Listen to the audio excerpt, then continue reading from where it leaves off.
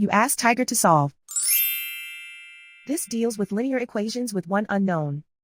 The final result is I equals -8/13.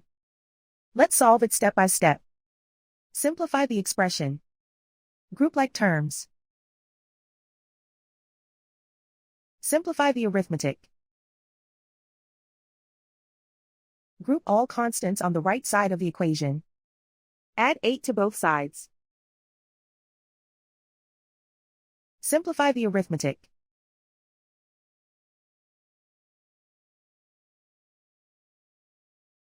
Isolate the I. Divide both sides by -13. Cancel out the negatives. Simplify the fraction.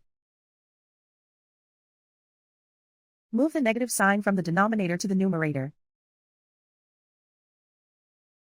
And so the final result is I equals -8/13.